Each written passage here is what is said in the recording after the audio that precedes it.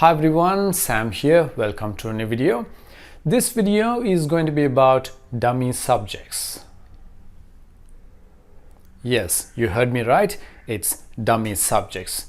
Now you're wondering what this is about. Anyway, before getting started, let's talk about a common mistake that most Sri Lankans make. It is direct translation. Translating something directly from Sinhala or Tamil to English without making any changes. Just copy and paste. No, please don't do this because English is a different language with a different style and structure. We can't use it the same way. For instance, sometimes it's possible to make a full sentence in Sinhala or Tamil only with just one word. So in this case, when translating, most Sri Lankans believe the English sentence must have one word as well, just like in Sinhala. For example, Wahinawa. This is a full sentence with one word. So if I ask my students to translate this into English, with a lot of confidence they say, raining. That's a problem. We cannot say that because in English, we cannot make a full sentence with just one word unless it is a command like come, go, wait. So in English, to make a full sentence, we need to have these two parts, subject and verb. Yes, they are must. We need to have them, subject and verb. What is a subject? Subject is a person or thing that performs the action. Verb is the action. For example, I smoke. Well, that's not the truth. It's just an example. I smoke. You know what the subject is now. The subject is I and the verb is smoke. And is it a full sentence? Yes, it is a full sentence. I smoke. Now, take a look at this sentence. Mata velawa tiyenawa. Enakku neram irukku. How would you translate into English? Yes, you got it right. It's I have time. There's no confusion here because I, subject, have, verb, time, object. I have time.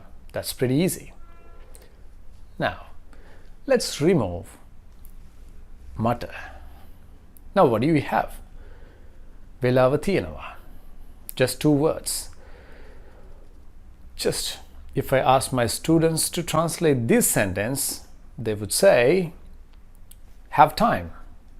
Why? Because there are two words in Sinhala. So in English, there has to be two words. Oh no, that doesn't work that way. Why is it incorrect? Have time. Because there is no subject. There is no doer. Okay, then how are we going to put it into English? What is the subject here? Velawa tiyenawa. There is no subject here. But as I told you, in English, there has to be a subject. So what are we going to do? All right, this is where the dummy subject comes in handy. What are the dummy subjects? There and it. There and it. Okay, let's see how to use them. In this case, we are going to use there. It's not have time. It is there is time. There is time. There are students. So when you have to say tiyenawa or innawa in English, you simply use there is or there are. It's as simple as that. Now let's get back to the previous sentence. Wahinawa. I said raining is incorrect. So what is the correct way? There is no subject here in Wahinawa. Yes, we are going to use it as a subject. It is raining. It doesn't have a meaning here. That's why we call it a dummy subject. So why do we use it? Because we have to use the subject in a sentence. So it is raining. There's another example. Parakku venawa. It is getting late. It is getting late. I hope you're getting it. There are some other situations where this dummy subject it can come in handy as well. Take a look at this sentence.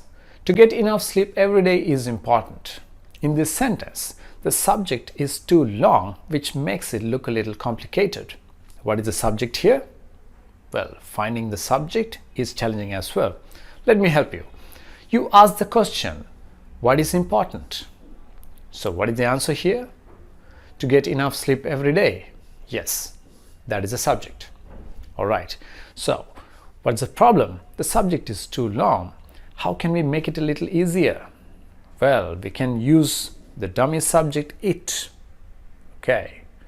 It is important to get enough sleep every day. That's how we make it. It's important to get enough sleep every day. I'll give you another example as well. Take a look at this one. That a tiny virus has changed the whole world is hard to believe. Oh, it's somewhat difficult, isn't it? Even to the speaker as well as the listener. You need to think a lot to understand what it is. That a tiny virus has changed the whole world is hard to believe. What is hard to believe? That a tiny virus has changed the whole world. So the subject is the whole part. That a tiny virus has changed the whole world. So you know what to do here. Let's use it, the dummy subject, and make it much easier. It's hard to believe that a tiny virus has changed the whole world. Alright, so now you have understood how this dummy subject can make a complicated looking sentence much easier as well. In this video, you learned that subject and verb play a big role in a sentence, and without them we cannot possibly make a sentence. And also we talked about the dummy subjects. I hope you have learned something out of this video. Have a good day.